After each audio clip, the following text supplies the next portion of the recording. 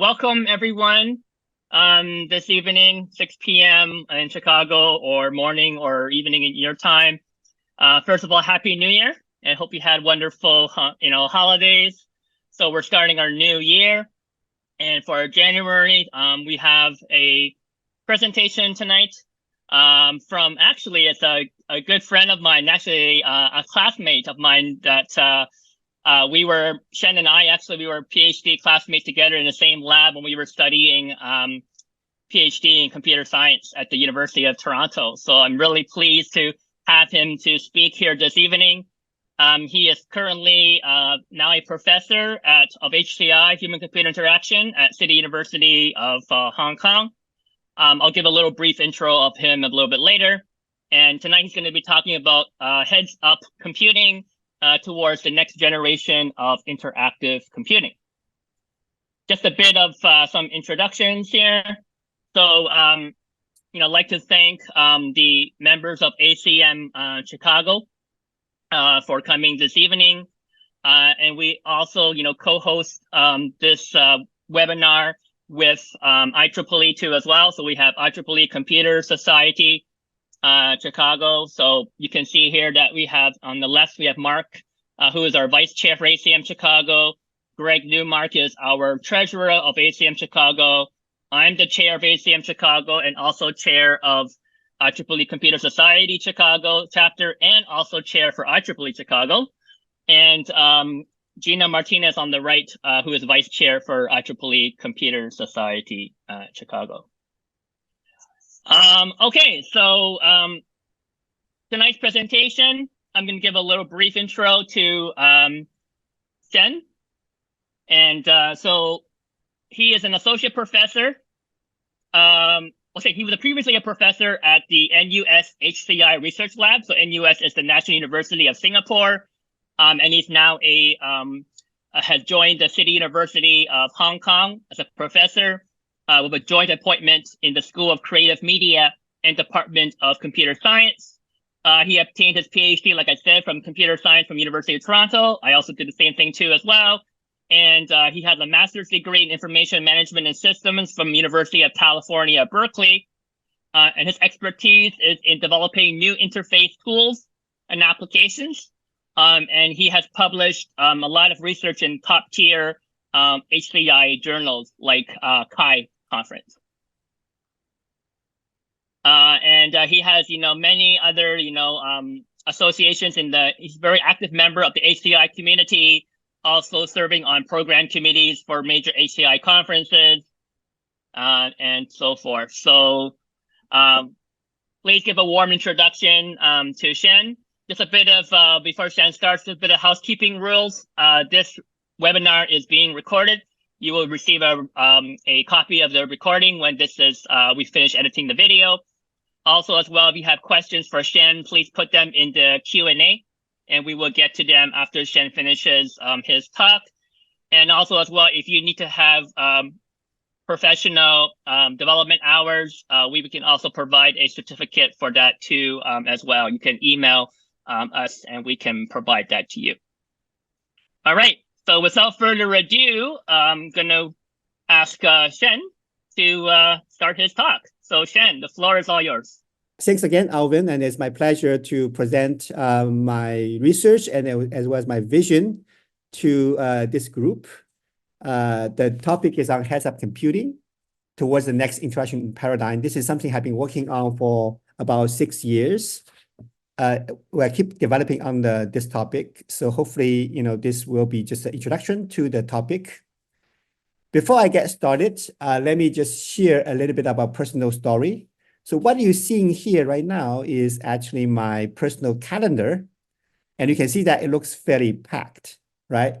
If I just try to pick one of these days out from the calendar, which is Thursday, and I kind of map into the timeline, what you can see here is that if I get up around 7 a.m. In the morning and then go to sleep in the midnight, right? You can see that from 9 a.m. all the way to about 8 p.m., I'm pretty much sitting myself in the office setting, and then facing in front of a computer, sitting right there and try to handle all my work.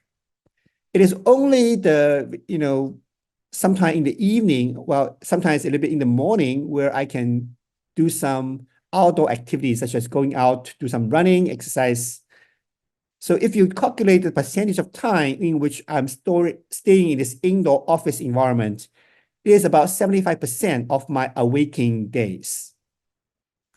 All right, so that's a little bit miserable, right? We wanted to be able to explore more nature and live more outside, if possible. But unfortunately, due to the nature of my work, which is a knowledge worker, I have to spend a lot of time inside of the room, and because all my equipments and settings is right there.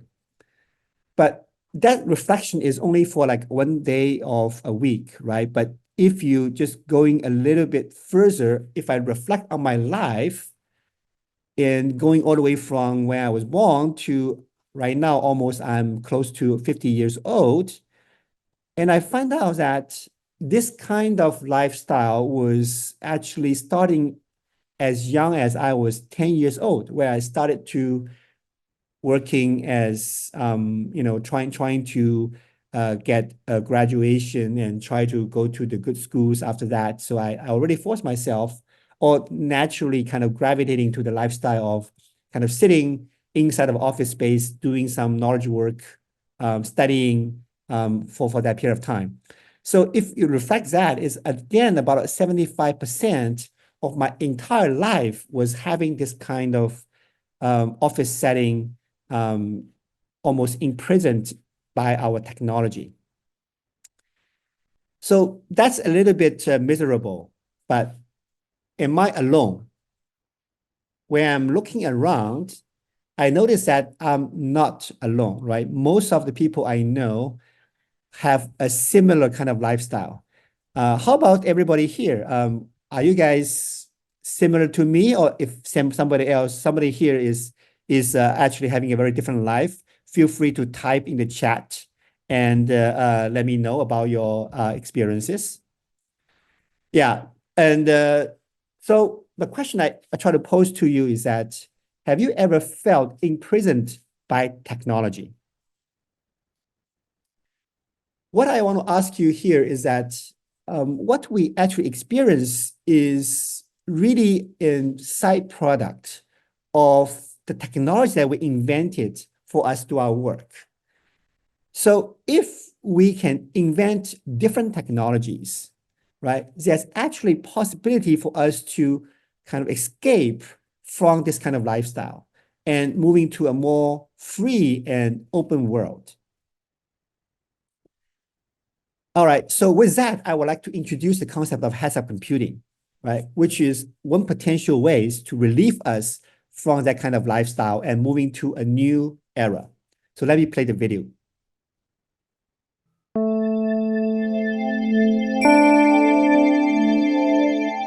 Chances are you're watching this video on a personal computer or a mobile device, a testament to how far we have come in our pursuit of creating devices with greater processing power in ever smaller sizes. But have you considered whether our tools complement us, or are we actually adjusting our natural behavior to accommodate our tools? Join us as we sit down with Shengdong Zhao at the National University of Singapore to discuss heads-up computing, moving beyond the device-centered paradigm.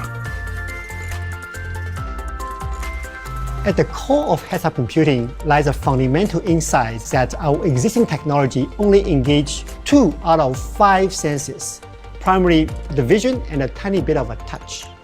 These devices often become the center of our attention, rather than being the tools that seamlessly complement our lives.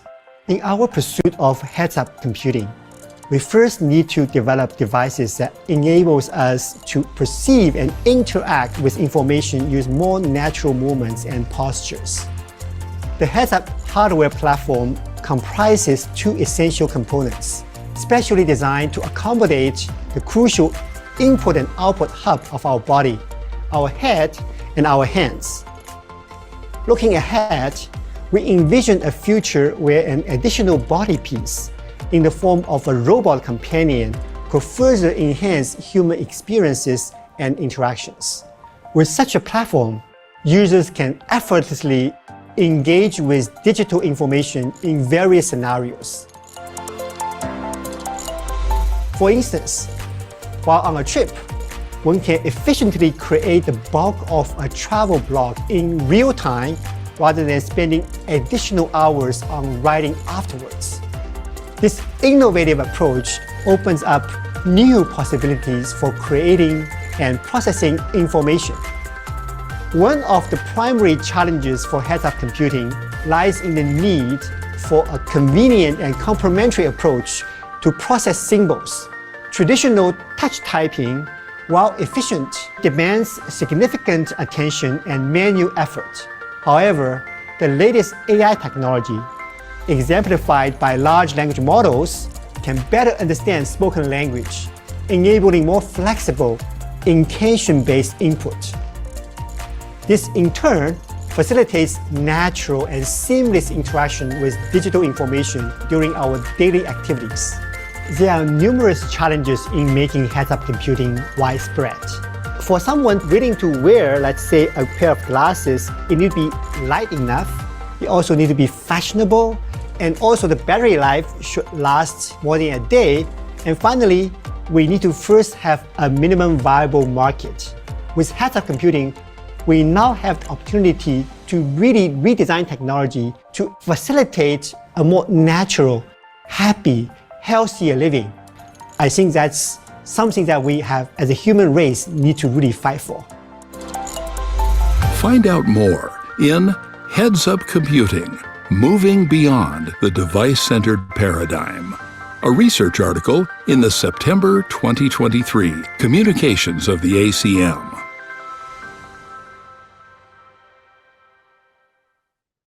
All right, so now you have a kind of a basic idea of what heads-up computing is, right? You probably have lots of doubts. And I think the first question you have is that, why do we even need to have heads-up computing? So to answer that question, I would like to invite you to look at the bigger picture, which reveals humans' co-evolution with our tools. And you probably see this famous image in the internet from now and then, right? This is actually an image can be interpreted as how human is evolved with our tools, and how does the evolve of tools that go back and also influence our lives in a fundamental way. So what you can see here is that when human started to first of all standing up and then free up our hands, we have the ability to use more tools, and those tools helps us to lift into the more advanced societies and allow us to stand up, right? But when we're moving further with our technologies, these technologies actually somehow, again, put our lives into a less desirable state, especially when you're looking at the Industrial Revolution, and then we're moving into the knowledge society where we have lots of computers to actually facilitate our lives. And you can see that this is a downtrend from that point of time. And when we're moving into the mobile computing, we are slowly to get up again, but that's still not the final state, right? We still have this heads down tribe when we actually seeing people interacting with their mobile phones. So that leads to the question that, okay, how can we actually further improve our technologies to really help us to stand up in our natural postures, right? Instead of have to fit ourselves to our technology's form. And when we try to look at this, right, there's a fundamental insight I want to introduce. Humans invent tools to help them to solve problems, right? But sometimes they don't realize that the tools we invented will come back and shape our lives, okay? And the more frequently useful tool it is, the more shaping of the tool to our lives it will become. So as a result, right, the major tools we invented to help our society to move forward, more advanced, all come back and shape our societies in certain ways. And at times, this may not be desirable. But this is something that's not easy to understand at the first place, right? When we invent tools, we often don't really foresee its long-term impact into our lives, right? We just want to solve some problems. But over time, these effects will slowly reveal itself. And then when it becomes a reality, sometimes it becomes too late to make any changes. So we are at this moment in which we can invent some new tools, right? The society and the technology development has allowed us to do that. When we're doing that, I would like to argue that we should not only looking at what it can do, but also we should think about when we invented new interaction paradigms, how it may shape our lives. And the ideal way it shapes our lives, that to my imagination, is that it will allow us to do knowledge works in anywhere, anytime, and in harmony with other life activities to facilitate a healthy and more enjoyable lifestyle. That's the kind of the overall vision that I want our new paradigms to be able to achieve. To do that, right, we looking at the problems of existing tools first. To me, existing tools have three major problems. The first problem is that it is a device-centered design for everybody to use the tools. And second, existing tools cause a lot of resource conflict when we try to use it. And finally, existing tools demands too much attention for us to use it. Let's look at how heads-up computing tries to solve these problems. So heads-up computing, the overall goal is that it tries to offer a more seamless, just-in-time, and intelligent computing support for humans' daily lives. And it takes the approach of 3 or 4 important elements. First, instead of using a centralized piece of hardware, it tries to use a distributed hardware design to matches our human input and output capabilities. So we will use what we call human-centric design instead of device-centric. And composition of the devices will including a head piece, a hand piece, and potentially a body piece. And in terms of interactions, we were moving away from the keyboard and mouse or touch display interaction paradigms into a multimodal interaction paradigms, where input, we will use voice, eye tracking, subtle hand and finger gestures. And in terms of output, we will use what we call optical head-mounted displays, OHMDs, as plus the multimodal way of output.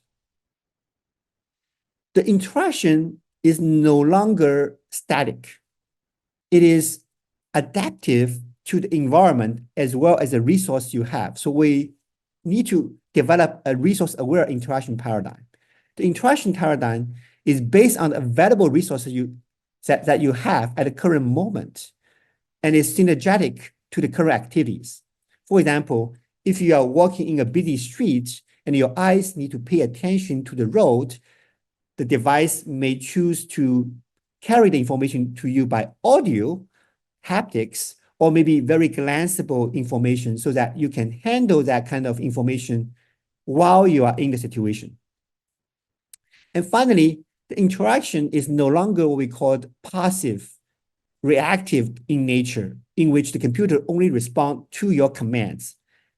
The interaction paradigm will move into more intelligent assistant and companion, in which the system will learn your habits and try to adapt to you, and it will understand your intentions and beyond the noisy input to the genuine needs that you have in your mind. And it's not just a tool, it's a partner in your daily lives. So let's look at each of these elements one by one, right? So what do we mean by human-centric instead of device-centric? All right, so if you look at the current devices that we have, whether it's your laptop or your mobile phones. What you can see here is that in order to use that device, right, you often have to place that device in the center of your body shapes, right? And you have to adjust your body to interact with the device. If you look at this person interacting with the mobile phone, right, he has to lower down his head to look at the device, put his hand to hold the device, and put them in the middle of it, right? So why is that? The reason is because all the input and output capabilities are centralized in that one piece of hardware. Well, our input and output, in which we have to interact with the input output of the devices, are distributed on the head as well as in our head, in our hands. So we have to adjust our input and output devices to match the input output devices capabilities of the device, which causes this what we call device-centric paradigm. If we try to shift that, right, instead of having a one piece of hardware, we try to use a distributed design, like using wearable devices, then we can make it matches our input-output facilities. And so human can interact with devices in their more natural postures, which is showing down here in the figure below. All right, so why do we only have head piece, hand piece, and potentially body piece, right? So to understand that, let's look at human kind of ergonomics as well as anatomy first. So if you look at this particular image here, it's difficult for you to imagine how can we augment human to matches the human's capabilities. But if I show you a different image, right? This is the image which drawing proportional to the part of our organs that's, connected to our brain areas, right? The larger the area, the larger the shape of our organs depicted in this picture shows how active and how much involvement in our brain is. So if you look at this image, the answer becomes very apparent. We have two hot zooms of interaction in our human as our natural abilities, our head, as well as our hand. So this leads to, we're going to develop two pieces, the head piece and the hand piece. And the head piece responsibility is to provide real-time visual and oral feedback, understand what human sees and hears, understand facial gestures and emotion, understand attention, speed input, etc. And our hand piece responsibility is to provide real-time haptic feedback, as well as track the hand position, posture, and movement. Of course, the exact shape of headpiece and handpiece is under definition or under development. It could be, the headpiece could be a pair of glasses or some other contact lenses if you can make into that form factor. The handpiece can be in the form of a watch or in a form of a ring, and it's up to you to design these pieces. So what about body piece? Well, body piece, we're referring to a robot that can be part of your life as well. We believe in the future, we're not only having those wearables, we'll also have a robot companion that can work with us to provide additional functionalities for us to use. Now we understand what do we mean by distributed hardware design. Let's look at multimodal interactions. Why do we need that? The reason is when we actually engage our daily lives, try to live as a normal human being, you can look at this sheet of all these little diagrams that showing the regular activities that make us living as a human being, right? One thing you realize that most of these activities requires heavy usage of our eyes as well as our hands. So they are eyes and hand busy activities. And if the daily activities is eyes and hands busy, right? And if you need to interacting with computers, it also requires a lot of involvement in the eyes and hands. Then we have a conflict. That's the resource conflict when we have. So that means if you want to do your daily activities, you cannot really use your computers effectively and vice versa. So this force us to, go into the office space to use our computers, which limits our activities that we can carry out as human beings. But if we can design computing technologies to take the complementary channels to our daily activities, right? So that means we can actually carry out our computing activities while we are engaging in our daily activities. So computing really becomes augmentation as well as complementary companions to our daily lives, instead of something that force ourselves to kind of get out from our daily lives. And then what about resource-aware interactions? Resource-aware interaction is built on the idea that we have our human resources, like such our vision, our cognitive resources, our manual resources, abilities. And these resources need to be used by our daily activities, as well as sometimes they are restricted by our environmental constraints. So when we actually wanted to utilize these resources for computing, right, instead of like moving us away from our activities, it's much better if we can rely on the resource that's left from the other two parts, so that it can complement our activities instead of competing with them. And finally, when at the age of AI, the interaction will move beyond what we call the reactive nature.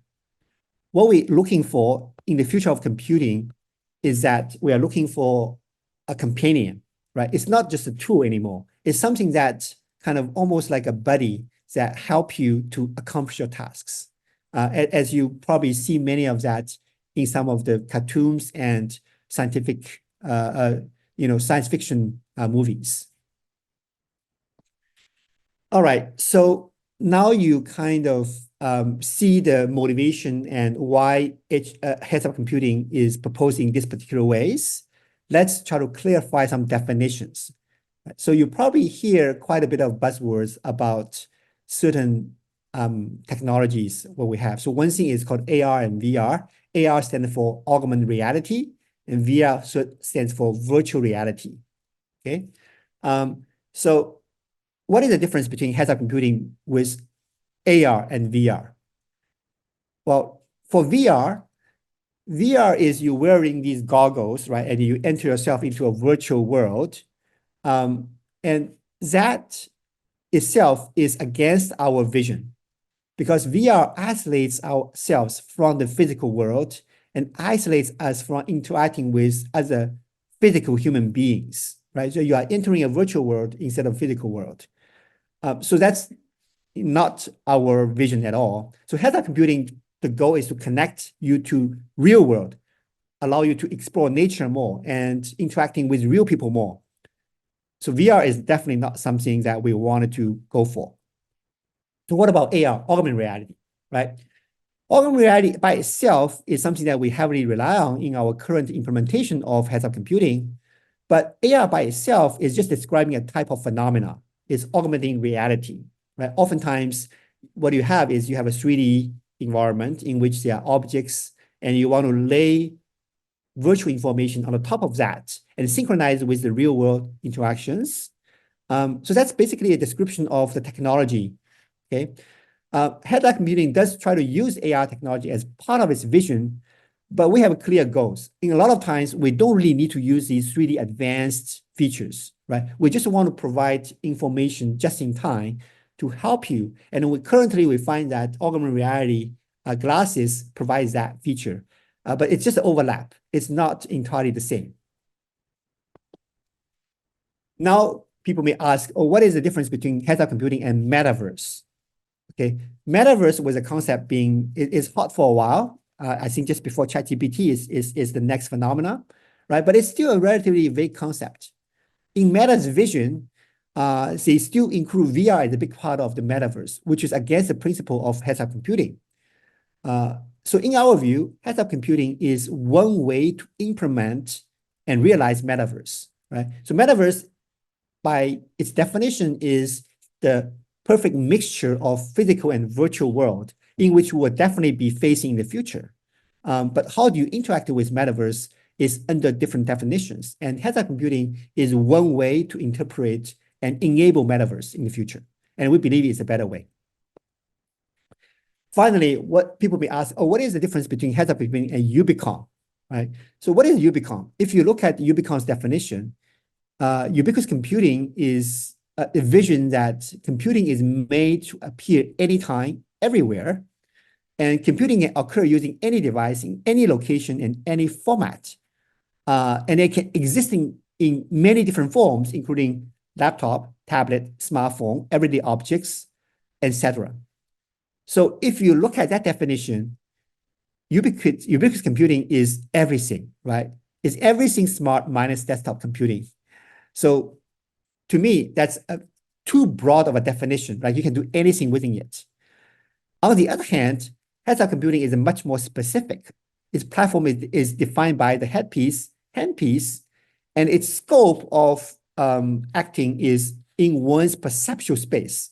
We don't care about something that you cannot perceive at the moment, right? And the interaction of that, we talk about complementary to our current activities and using multimodal and resource-aware interactions. So let me make an analogy between those two. So if you think about ubiquitous computing, right, it is more like this huge department store where everything is possible inside. But heads-up computing, on the hand, is where we try to extract the minimalist essential elements in which we believe defines the ubiquitous computing right there. All right, so now you actually see, roughly understand what heads-up computing is, and you also see its trade-offs. So what can heads-up computing do to transform our lives, right? So let me just show you one example of these cases. So the question here is about travel and writing your experiences about travel. Maybe I can ask you guys to type in the chat to see how many of you actually love travel, and then if you love travel, how many have you actually have time to write travel blogs and share with the world? And if you do, how much time does it take to generate and write such kind of travel blogs? All right. So my personal experience is that I love to travel. And a lot of times I have the urge to share my wonderful experiences I have during travel with the world or with my family members, but I never can find time to actually write them down because the writing itself is, due to the current tool available, force myself to do it in a separate time, taking additional resources and which I cannot afford to do that. But heads-up computing can potentially fundamentally change the approach.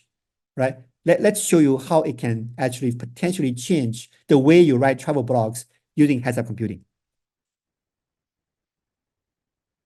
This is the work we submitted to Kai and currently under revise. So please don't share it on social media. Travelers love to capture and share their adventures, and John is one of them. However, conventional smartphone recording often occupies John's both hands and eyes while traveling, and he may find it tiresome to edit his travel blog later on. So, how can we assist John in creating high-quality written content without compromising his travel experience? We introduce PandaLens, a proactive AI narrative documentation assistant designed for OHMD or AR smart glasses. PandaLens first observes various contextual cues from user behaviors and the environment to identify potentially interesting moments and automatically captures them.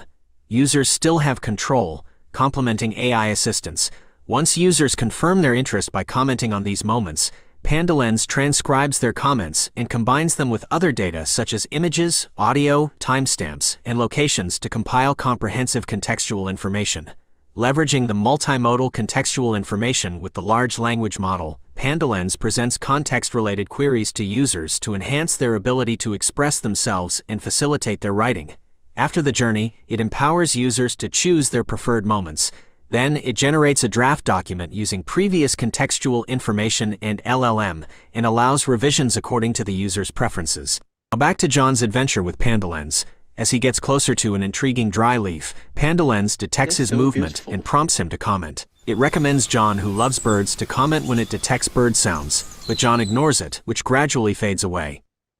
When seeing a giant dinosaur skeleton at the museum, John wants to capture good photos of it to share, so he uses a ring mouse to manually take several shots and find several good spots to reframe the photos.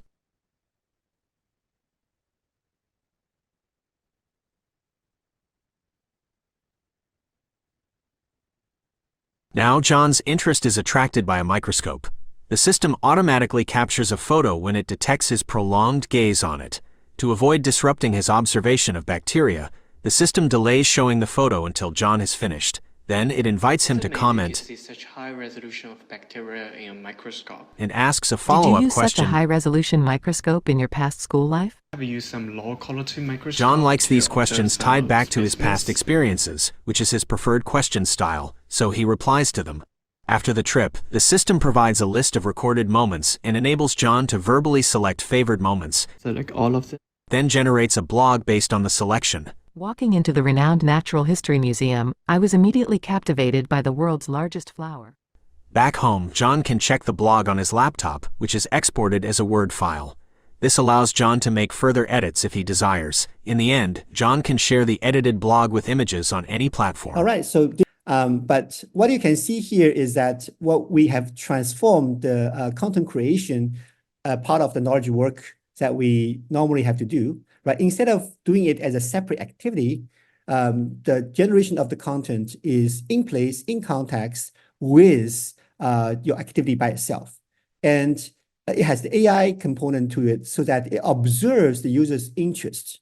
And then it tries to kind of use that information to generate some queries to have a natural dialogue with you during that process. So as somebody who actually try to write a blog post, you no longer feel the burden of writing blog posts, right? You are just, traveling the place and then have a friendly conversation with your partner, who is the AI agent. And by the end of that, right, you had a very good time traveling, but at the same time, a very nice blog post will be automatically generated with if you wanted to do further editing, you only need to spend a little bit of time to actually complete that, right? So that shows how heads-up computing can transform the way that you work, right? So you can take this example into not only just writing for blog posts. You can think about how we can write papers, right?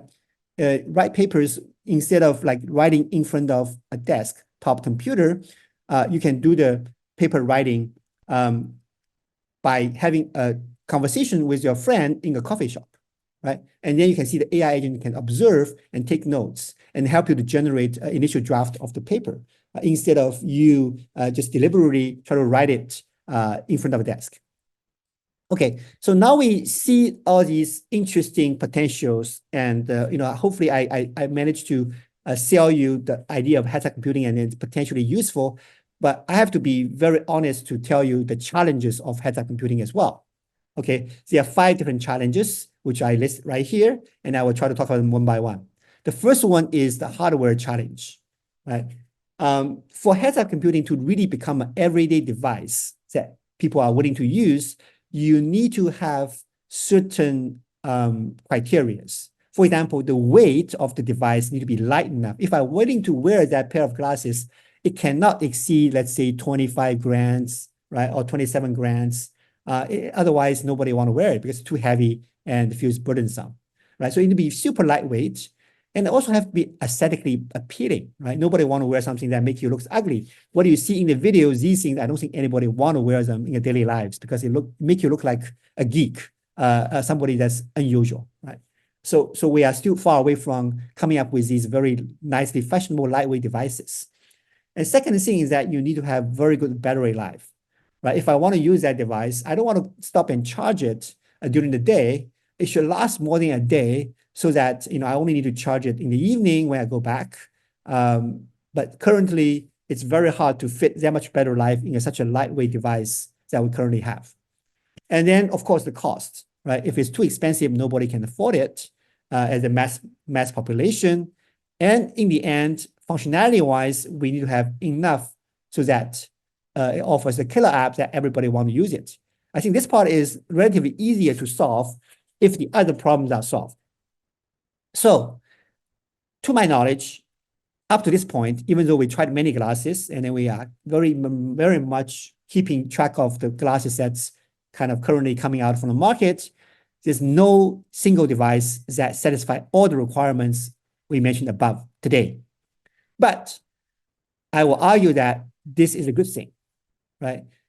Because designing right, like designing heads-up computing right, actually takes a lot of effort and thinking, okay?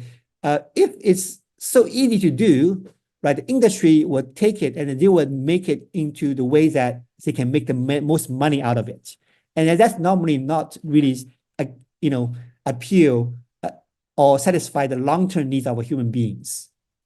So the fact that it's so difficult to do right now prevents industry to dive into this too early without thinking too hard about what's its implication to our long-term lives, and give us academia some time to really define it well enough so that later when you realize it's something that consider not only our short-term benefit, but also our long-term benefit.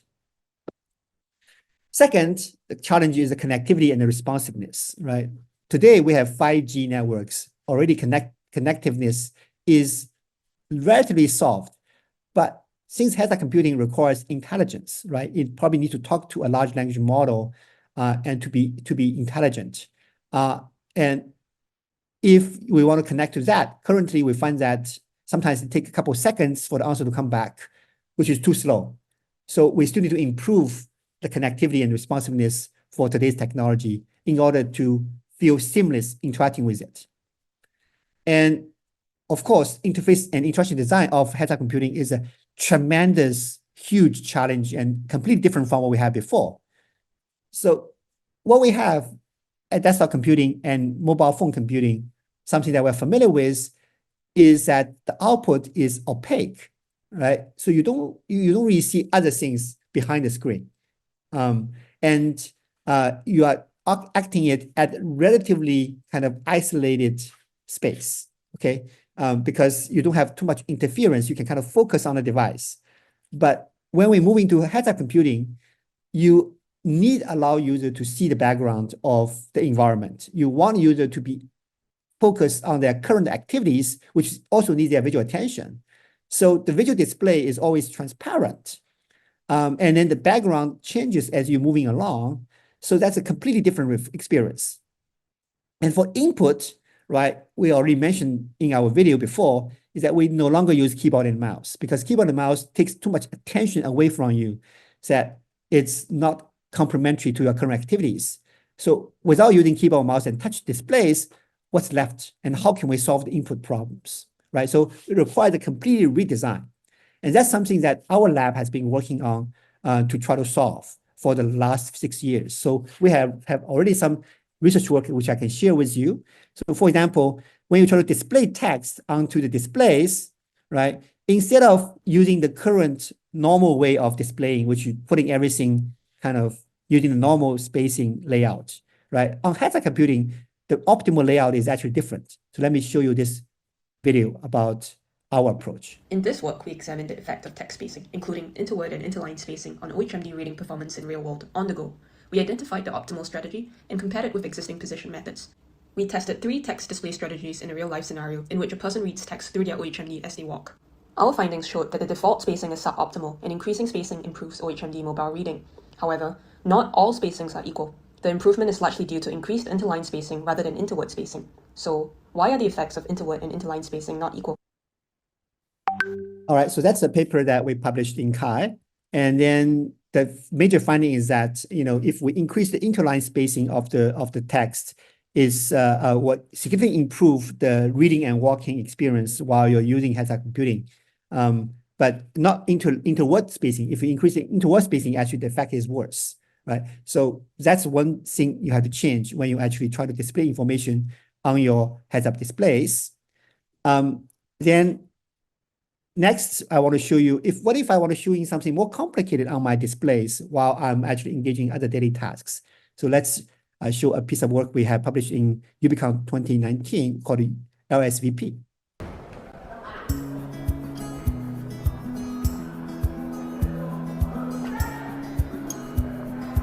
Or we see actual lungs in a human being is that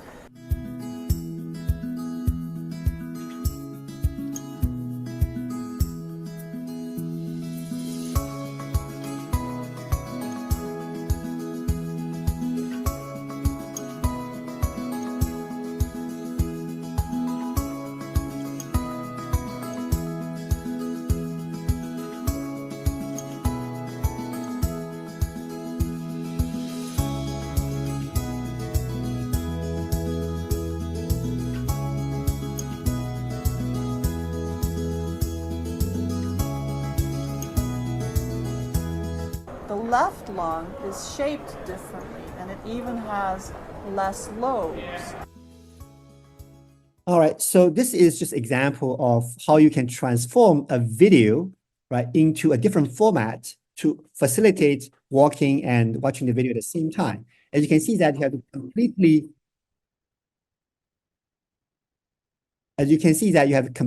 redesign the kind of the information presentation and the reason to make it work for using everyday usage scenarios.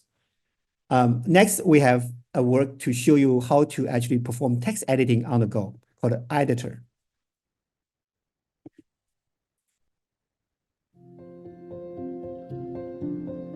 We text while walking all the time using our phones, where they keep our hands busy and our heads down.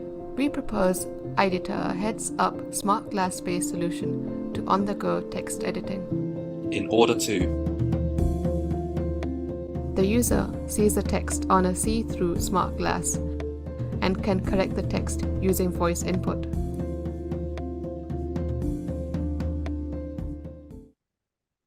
All right, so this is what we have actually a couple years ago. So now we have large language models which actually make it even easier to do than before. So finally, I just want to show you another piece of work, which is if you actually in a social situations, when you actually wanted to dealing with both the physical needs as well as your digital needs, right? So the example we're showing here is that you're having a conversation with someone else, and then your wife just sent you a message and you want to respond to your wife, but minimize the interference with your current interaction with somebody that physically meet. And how do you actually can do that? So we introduce paragraphs menu. Have you ever been in an ad hoc in-person meeting after work when your spouse sends you a message asking what happened? Do you ignore the message or disrupt your conversation with your manager to reply? To solve this dilemma, we present Paraglass Manual, which enables digital interactions during conversations. Paraglass Manual displays a circular menu around a conversation partner's face on an optical see-through head-mounted display and allows users to interact discreetly using a ring mouse. With Paraglass Manual, you can now choose a default message to reply to your spouse without interrupting your in-person conversation. It has been tested in multiple scenarios and has proven to be effective. All right, so this is showing that, okay, how can I have both things to happen at the same time using we call it a different kind of design of interaction techniques. So these are just some examples we show for what we call the redesign interfaces, but this is just scratching the surface, right? To really introduce heads-up computing in your daily lives, almost everything have to redesign, and you can see the challenges that involves for this process.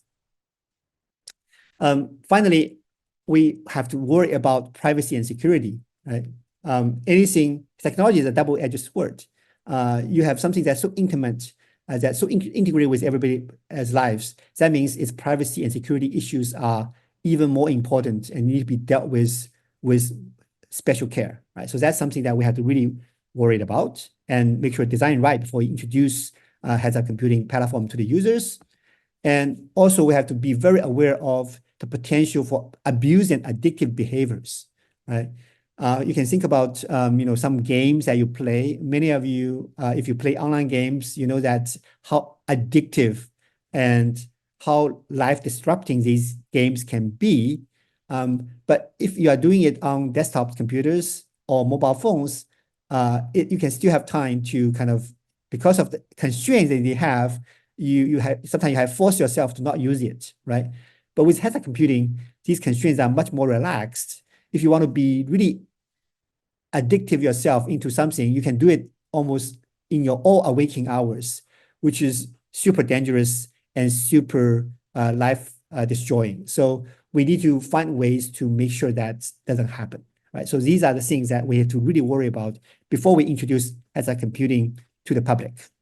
So I hope that you kind of understand that. That's why I said right now we don't have the right hardware is a good thing, right? Before we actually can, solve these problems, introducing heads-up computing to the wild is very, very dangerous. Okay, so time is almost up, so let me try to wrap up. one thing that we often get criticized as HCI researchers is that we didn't actually create too much impact contribution to the society. So many of the very important inventions in HCI was invented by people who, before HCI is actually even become a proper field, right? Such as the mouse and such as the GUI, right? So HCI, oftentimes may not see themselves as important as some other field which fundamentally change the way we interact with societies. But now we have the opportunity to redesign the next interaction paradigms. If we can design it right, and then it will be adopted by our future generations, then we can probably call ourselves just as equally important or even more important than some other field in computer science. So this is the research we have done in our lab on heads-up computing. We have been working on input, output, interaction, information processing. The vision paper you already see, it's already been published. And then we developed applications on the top of it, right? But what I want to say is that even though we did already 6 years of work, but we're only scratching the surface of this particular vision. We are continually working on that, right? In addition to the ACM communication of ACM article released in September, we have our website, and then we also planning an upcoming workshop at UBCOM, and we wanted to promote this, and this talk is part of this promotion, and try to hopefully to introduce you to this concept so that more people will be interested in this. With that said, I want to thank all the people in my lab, as well as my collaborators who helped to work on the vision in the past. And finally, I will open the floor for questions. Thank you all. All right. Thank you very much, Shen, for that very intellectual presentation. Very good. So we got some couple of minutes for questions. So I'll ask Mark to moderate the questions. Sure. Okay. So comment, perhaps more than a question, is if I'm walking down the street at night, I want to be aware of my surroundings. I do not want to be studying for a test, or let's elaborate on that and say, I don't want to be distracted by what's, in my device. Yeah, that's a very good question. Yes, I don't want to do that either. What we're providing here is the ability for you to do it if you wanted to, right? So for example, if you are walking down the night of the street, but you know that your mother is going to call you, or your mother is going to contact you, you're waiting for an important message, or you're waiting for an important thing, right? Or you need to sign a document or something like that, right? Because of that, a lot of time what we're doing today is that we're staying at a place next to our kind of device and without kind of engaging in any daily activities at that time, right? But with heads-up computing, now you can go out and take a walk, or even enjoy a little jogging if you wanted to, and still be able to cater to that needs if you wanted to, right? So what we're doing here is not force you to study at the middle of the night on the street. You don't need to do that. It's giving the option to be able to receive digital aids while you're engaging in other activities. For example, if you're a rock climber, you're climbing a rock, you're a beginner, right? You want to get some advice on how to do it. And then you need to receive that information. Okay, heads-up computing will give you the opportunity to doing the rock climbing and receiving that information at the same time, but no other devices allow you to do that, right? So that's the purpose of heads-up computing. We're not forced you to do it, but we give you the option to do it. Hopefully that answers your question. As a pilot, I use heads-up displays in the cockpit. It is very easy to have problems shifting focus between the display and the world outside the windshield. Secondarily, we are seated so balanced when concentration is transferred is not as much of a problem, but there can be induced vertigo when concentration shifts abruptly. So the question is, what is being done to ensure that there is no vertigo problems with heads-up computing while walking? The questionnaire also wants to say that they have a heads-up display in their car, and there's a tendency to linger and not scan on a regular basis. Okay, so yeah, I think this just impose and tell us that how important and difficult the designing the heads-up display and interaction interface will be, right? So in our lab, we do a lot of experiments to study how exactly it should be done. So one thing that is very important is that your device, your heads-up device, need to be aware of your attention and hopefully understand your activity in some ways. So there's sensors as well as AI need to be taking place. For example, if you are if the device notices that you are cognitively overloaded, then it shouldn't provide that additional information to distract you. And if they only need to look for the gap of time in which that you can do it. And another strategy to do this is to design technology that's easily ignorable. So in the PandaLens project we did, right, we noticed that if you just constantly try to send some questions to the user gets really annoyed by that. Right? So what we do here is that we try to use a progressive approach to design the interactions. When we notice some interest, we show some very tiny icons for the user to get noticed. And if the user finds that interesting and wanted to kind of interact more, we detect that interest and then display more information to actually facilitate that conversation with the users. So with that, it dramatically reduced the annoyance of using the applications. So with heads-up computing, interface design and edge set researchers become even more important because it's so hard to design it right. Our next question is, have you studied the effect on user acceptance of the non-deterministic and unpredictable behavior of the system as described in the video?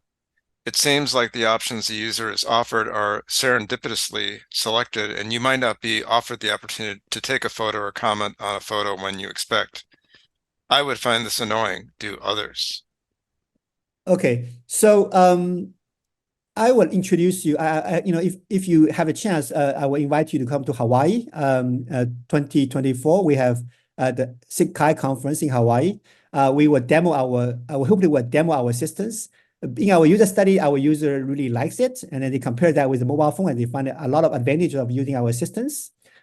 So this a lot of that is the degree of how the system can understand your attention, and then propose things at the right time, the right moment, and also if it's not proposed in the right time, the right moment, easy for you to ignore it if you don't want it, right? So I mean, we go through many iterative designs to make it into the way that we find it relatively satisfactory in the moment. So I will invite you to come and try our system, and then you can probably have your own feeling about whether or not it is still annoying to you. If it's still annoying to you, we'll be happy to try to design it, improve the design to make it better for you. Yeah. With that said, I would just to mention that the heads-up computing is still at its baby stage, right? A lot of improvement can be made. So we're not saying that what we're proposing here is already a mature product. But what we want to show you here is the possibility that can transform and fundamentally change your lives. I had a question. In many of the videos, the users are showing using a little handheld mouse or selection device. It seems like that was a pretty popular option. I'm wondering if you could expand on how you decided to go with that. And also, is that in place of using like eye tracking for selecting things on the heads-up display? Or is that you use them together? Okay, that's a very good question. So the ring mouse is something that we use because it's discrete, and it can be operated eyes-free most of the time. So it's what we call a micro gesture type of interactions that can be utilized while your hand can still performing some other daily tasks. We have a research paper that find out to compare the ring mouse with alternative approaches, and then we find out that ring mouse is the best overall cross-scenario device for providing simple selection confirmation type of interactions. Okay, so if you're interested, I can share the paper with you. Okay, so the second question is that whether it's replacing eye tracking. No, it doesn't. Ring mouse only provides usually just the simple confirmation and manual selection type of interactions. But for pointing and then locating things, we believe the eye is probably still the most efficient way of doing that. So we still use eye tracking in addition to the ring mouse. And then another reason why we use the ring mouse is because it's cheap and available. Yeah. Okay, we have another question here. A question that comes when we think of heads-up computing is user adoption. as it can really impact the lifestyle. And this does add more distraction to regular tasks, and it can be dangerous. So is there any research work done to assess the impact of this technology currently in progress? Also, something that I was thinking was, how can we make these devices aware and adjust to the situation that the user is in? For example, if you're doing an activity like walking in the street, the device restricts the user activity to watch a video or use another application. Just some random thoughts. Okay, so let me just try to interpret the question a little bit more. So whether or not this is assessment in terms of whether it actually improves the situation or reduces the information. So if we look at what we have today, right? If you're walking on the street, especially in Asia, where you see people, what we call it, acting as a smartphone zombie all the time. People just taking their phones and texting on the go, and then bumping into situations in which when you're walking around them, you find it very distracting to walking around with them. So what does that imply? Well, it's not implying that people want to go for dangerous things. It just implies that people have the needs to process information on the go. So SRBD is trying to make it easier for you. If you have the need to process information on the go, we allow you to do that. And then we have comparison with like sending messages on the go with smartphones. We have comparisons. We have experiments, empirical studies on when you do various other tasks on the go.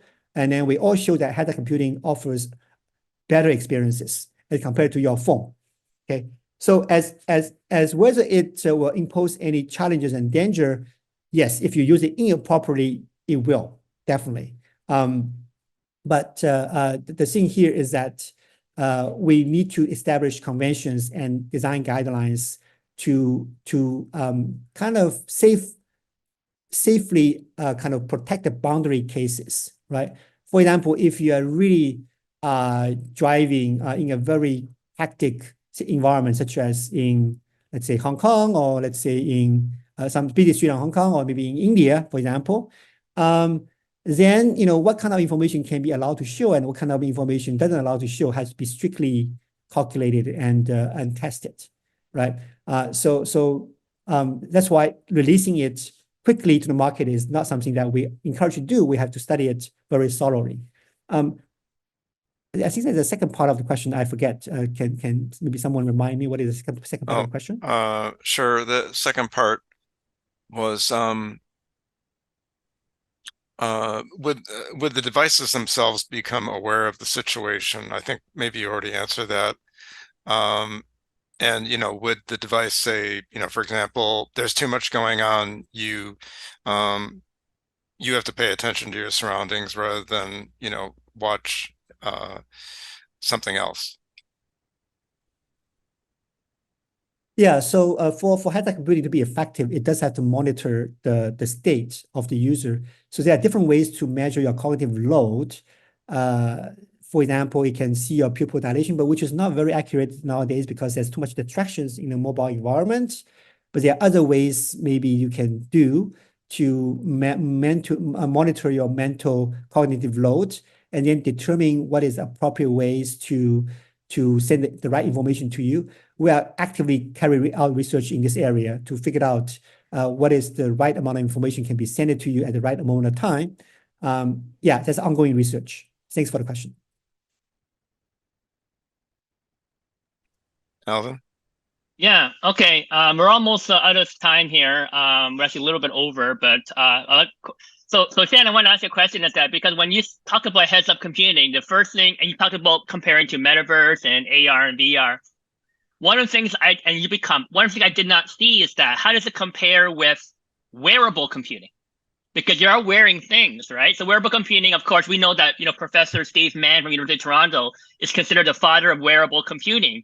So where does heads-up computing fit into that? Is it part of wearable computing, or is it like a combination of wearable computing and like other paradigms? Okay, so head-up computing does, in many ways, is kind of a part of the wearable computing, but it's go beyond that, right?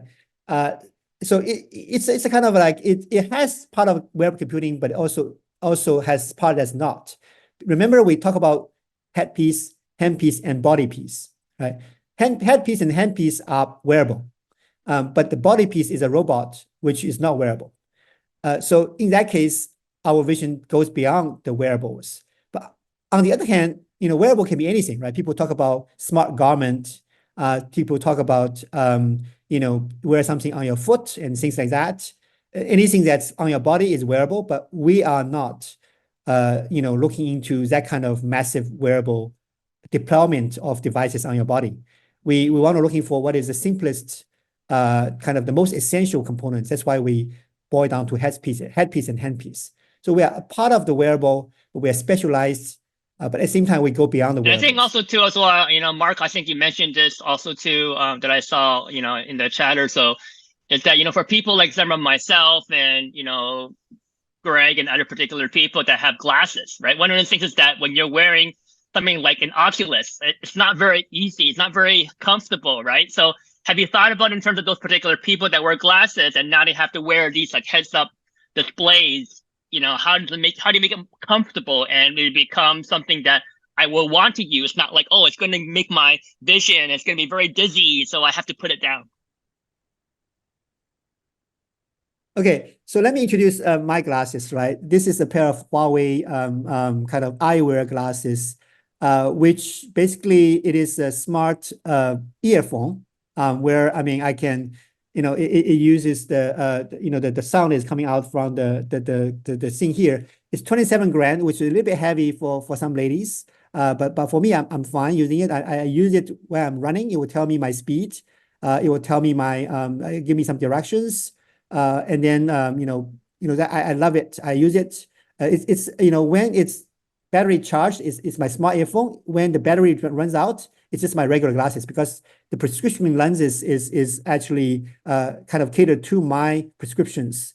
So that, what I imagine that is, instead of like you have to wear two glasses, right? You're wearing one pair of glasses where it just provides both the ability for you to correct your vision as well as giving you digital augmentation informations. All right, that's very good. I think we're out of time, so let's go ahead and finish off here. I think some people already have left already. So, so yeah, our next presentation is going to be February 21st. And we will have that. Oh yes, the link is already there for the meetup. So please go to there. Jennifer Reese is speaking, and she's going to be talking about hallucination-free zone, large language models, and knowledge graphs got your back. So that should be pretty interesting. And then, of course, we're always looking for upcoming speakers. So if you have something interesting you want to talk to the group here, you have maybe a paper that you want to, practice presenting or so forth, please let us know. You can email vice chair or chair at chicagoacm.org. And oops, went a little bit too far. And we also have our videos. So we have recordings of all our meetings and webinars.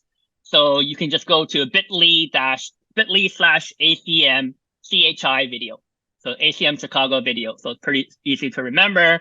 And you can then subscribe to the YouTube channel there, and you can get previous talks that you might have missed. And then we will post Shen's talk afterwards. ACM Chicago, we are, what we do, it's all because of our volunteers. And obviously, if there are other physical people that want to help us in writing, planning, videography, audio editing, trying to find new speakers, and basically, if you want to kind of bring something back to the community, this is a great way of doing so. Yeah, so pretty much we are done for this evening. Thank you very much for attending. Thank you, Shen, for the wonderful talk here. I'm always impressed with the work that you do, Shen. So maybe I might be able to see that demo in Hawaii. We'll see, but Yeah, Great. yeah, yeah. Looking forward to it. Thank you very much, everybody. And the video will be posted. And if you want to have a professional development hour certificate or so, please email chair@chicagoacm.org. And then we can provide you with that.